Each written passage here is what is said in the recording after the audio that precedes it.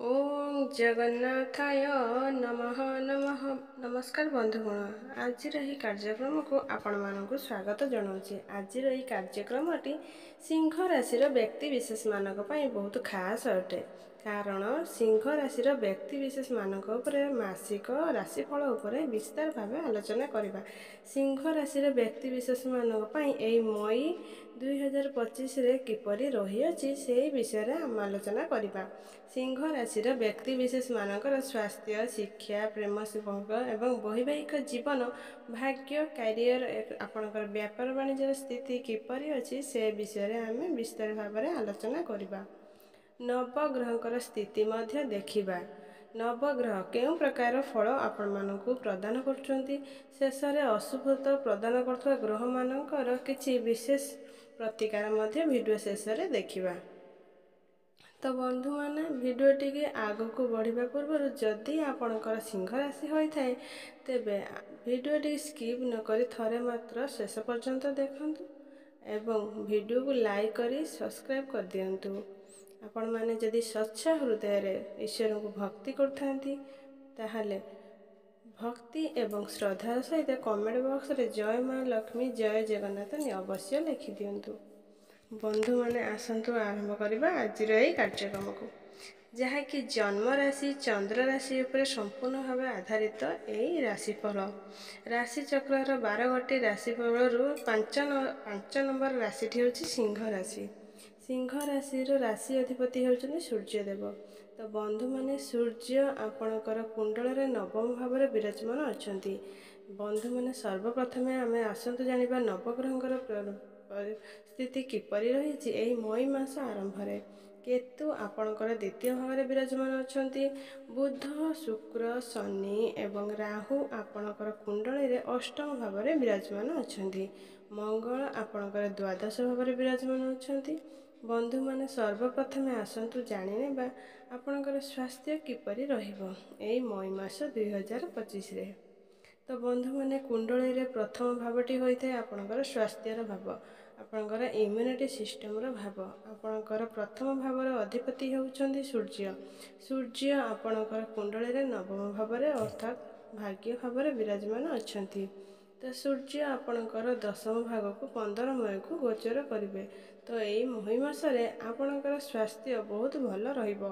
मात्र मंगल जेहेतु आपणकर कुंडल रे द्वादश स्थिति रे रहुछन्ति बा दुर्बल स्थिति रे विराजमान अछन्ति, तो आपणकर मुंड बिंधा परि किछि समस्या देखा देई पारे। बेले बेले आपनको टिके दुर्बल अनुभव करिवे, नचेत आपणकर स्वास्थ्य रे सेपरि किछि बड़ इश्यू देखा देबो नाही। तो ये मई मासरे आपणकर स्वास्थ्य ठीक ठाक रहिबो। तो आसंतु जानि नेबा आपणकर शिक्षा क्षेत्र किपरि रहिबो एई मई मास 2025 रे। तो बंधु कोण कुंडली रे पंचम भावटी होइथाय आपणकर शिक्षार भाव। आपणकर पंचम पतिर अधिपति होउछन्ति देवगुरु बृहस्पति। देवगुरु बृहस्पति आपणकर कुंडली रे दशम भाव रे विराजमान अछन्ति एवं गुरु आपणकर एकादश भाव को 15 मई को चलन करूछन्ति। तो 15 मई परे आपणकर पाठपढ़ा स्थिति आपण अधिक शुभ फल देखा पाइबे। कारण एकादश गुरु गोचर करने फल आपणकर कुंडली रे पंचम भाग को दृष्टि देवे। गुरु सप्तम दृष्टि रे आपणकर पंचम भाग को दृष्टि देवे। पूर्वर जदि आपण पाठपढ़ार कौन मन लगी थाए समस्या लगी रोला पाठपढ़ा को लेकिन आप कौन कन्फ्यूज रोते आपण पाठपढ़ा को नहीं चिंतार रोते 15 मई पर आपणकर पाठपढ़ा को नहीं गोटे सकारात्मक परिवर्तन देखा पाइबे।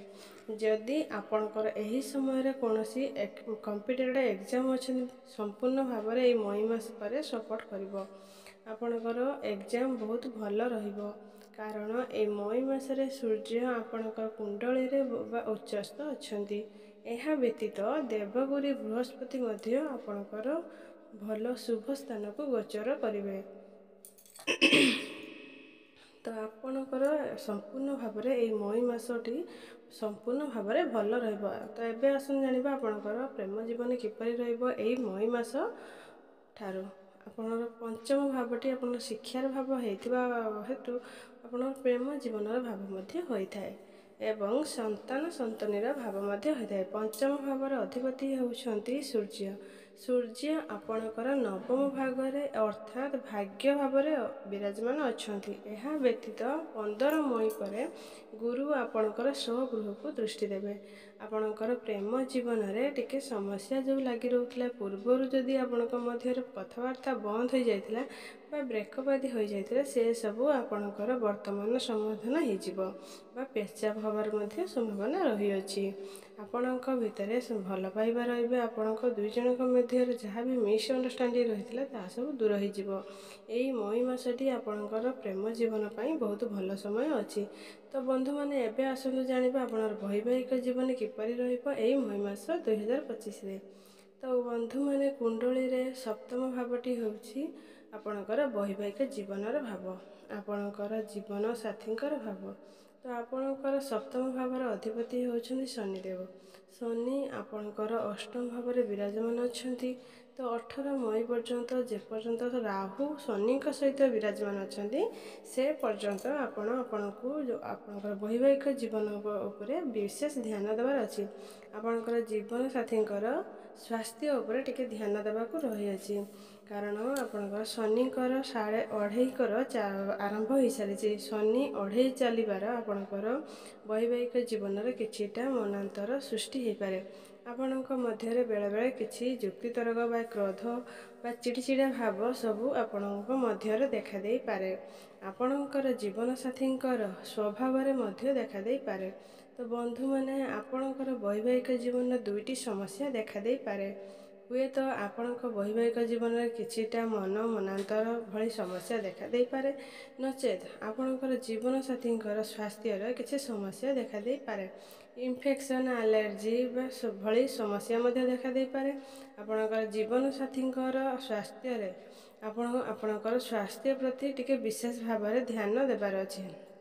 ମାତ୍ର ଶନି ଆପଣଙ୍କର ଅଷ୍ଟମ ଭାବରେ ଗୋଚର କଲା ପରେ ଆପଣଙ୍କର ଜୀବନସାଥୀ ପରିଶ୍ରମୀ ହେବେ, ବହୁତ କିଛି ନୂଆ ଶିଖିବାରେ ପ୍ରୟାସ ମଧ୍ୟ କରିବେ। ଏବେ ଆସନ୍ତୁ ଜାଣିବା ସବୁଠାରୁ ଗୁରୁତ୍ୱପୂର୍ଣ୍ଣ ବିଷୟବସ୍ତୁ ଭାଗ୍ୟ ବା କ୍ୟାରିୟର ବା ବେପାର ବାଣିଜ୍ୟ ବିଷୟରେ। କୁଣ୍ଡଳୀରେ ନବମ ଭାବଟି ହୋଇଥାଏ ଆପଣଙ୍କର ଭାଗ୍ୟର ଭାବ ଏବଂ ଦଶମ ଭାଗଟି ହୋଇଥାଏ ଆପଣଙ୍କର କ୍ୟାରିୟର ବା କାର୍ଯ୍ୟର ଭାବ। ଆପଣଙ୍କର ସପ୍ତମ ଭାବଟି ହୋଇଥାଏ ଆପଣଙ୍କର ବେପାର ବାଣିଜ୍ୟର ଭାବ। ତ ଆପଣଙ୍କର ନବମ ଭାବର ଅଧିପତି ହେଉଛନ୍ତି ମଙ୍ଗଳ। ମଙ୍ଗଳ ଆପଣଙ୍କର କୁଣ୍ଡଳୀରେ ଦ୍ୱାଦଶ ଭାବରେ ବିରାଜମାନ ଅଛନ୍ତି।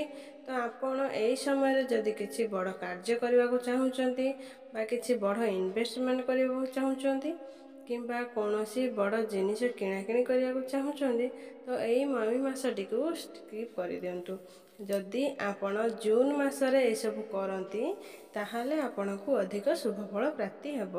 କାରଣ ମଙ୍ଗଳ ଆପଣଙ୍କର ପ୍ରଥମ ଭାବରେ ଗୋଚର କରୁଛନ୍ତି। ଏଥିରେ ମଙ୍ଗଳ ଦ୍ୱାଦଶ ଭାବରେ ନିଚସ୍ତ ଅଛନ୍ତି। ତ ମଇ ମାସରେ ଆପଣଙ୍କୁ ଆପଣଙ୍କର ଭାଗ୍ୟର ଏତେଟା ସାଥ ଦେବ ନାହିଁ। ତ ଯେତେବେଳେ ଆପଣଙ୍କର ମଙ୍ଗଳ ଆପଣଙ୍କର ପ୍ରଥମ ଭାବରେ ଗୋଚର କରିବେ ବା ଜୁନ୍ ମାସରେ ଆପଣଙ୍କର ଭାଗ୍ୟର ସାଥ ମିଳିବ, ସେତେବେଳେ ଆପଣ କୌଣସି ବଡ଼ କାର୍ଯ୍ୟର ଆୟୋଜନ କଲେ ଆପଣଙ୍କ ଭାଗ୍ୟ ଆପଣଙ୍କୁ ସାଥ ଦେବ। ଏବେ ଆସନ୍ତୁ ଜାଣିବା ଆପଣଙ୍କର କ୍ୟାରିୟର ଏବଂ ବା କାର୍ଯ୍ୟକ୍ଷେତ୍ର କିପରି ରହିବ ଏଇ ମଇ 2025ରେ। ତ ବନ୍ଧୁଗଣ, କୁଣ୍ଡଳୀର ଦଶମ ଭାବଟି ହୋଇଥାଏ କାର୍ଯ୍ୟକ୍ଷେତ୍ରର ଭାବ, ଆପଣଙ୍କର କ୍ୟାରିୟର ଭାବ। ଆପଣଙ୍କର ଦଶମ ଭାବର ଅଧିପତି ହେଉଛନ୍ତି ଶୁକ୍ର। ଶୁକ୍ର ଆପଣଙ୍କର ଅଷ୍ଟମ ଭାବରେ ବିରାଜମାନ ଅଛନ୍ତି ଏବଂ ଆପଣ ଦଶମ ଭାବରେ ବିରାଜମାନ ଅଛନ୍ତି। ଦେବଗୁରୁ ବୃହସ୍ପତି ଆପଣଙ୍କର ନବମ ଭାବରେ ରହିଛନ୍ତି। ଏକାଦଶ ଭାବକୁ 15 ମଇକୁ ଚଳନ କରୁଛନ୍ତି। ତ ଆପଣଙ୍କର କାର୍ଯ୍ୟକ୍ଷେତ୍ରକୁ ନେଇକି ଏଇ ମଇ ମାସଟି ଅଧିକ ଶୁଭଫଳ ପ୍ରଦାନ କରିବ। କାରଣ ଶୁକ୍ର ଆପଣଙ୍କର କୁଣ୍ଡଳୀରେ ଉଚ୍ଚସ୍ଥ ଅଛନ୍ତି। ଆପଣଙ୍କର ଦଶମ ଘରେ ଗୁରୁ ବିରାଜମାନ ଅଛନ୍ତି। 15 ମଇକୁ ସୂର୍ଯ୍ୟ ମଧ୍ୟ ଆପଣଙ୍କର ଦଶମ ଗୃହକୁ ଚଳନ କରିବେ। ତ ବନ୍ଧୁମାନେ, ଶୁକ୍ର ଆପଣଙ୍କର କୁଣ୍ଡଳରେ ଉଚ୍ଚସ୍ଥ ଅଛନ୍ତି। ମାତ୍ର ଶୁକ୍ରଙ୍କ ସହିତ ଶନି ଆଉ ରାହୁ ମଧ୍ୟ ବିରାଜମାନ ଅଛନ୍ତି। ଏହା ସହିତ 18 ମେ ପରେ ରାହୁ ଆପଣଙ୍କର ସପ୍ତମ ଭାଗକୁ ଚଳନ କରିବେ। କେତୁ ଆପଣଙ୍କର ପ୍ରଥମ ଭାଗକୁ ବା ଲଗ୍ନ ଭାଗକୁ ଚଳନ କରିବେ। ତ ଏବେ ଆପଣଙ୍କୁ ଶୁଭ ପ୍ରାପ୍ତି ହେଉଛି। ଭିଡ଼ିଓଟି ଯଦି ଭଲ ଲାଗେ ଲାଇକ୍, ସେୟାର, ସବସ୍କ୍ରାଇବ୍ କରିବା ପାଇଁ ଭୁଲନ୍ତୁ ନାହିଁ। ଅଧିକ ଶୁଭଫଳ ପାଇଁ ହନୁମାନ ଚାଳିଶା ଜପ କରନ୍ତୁ।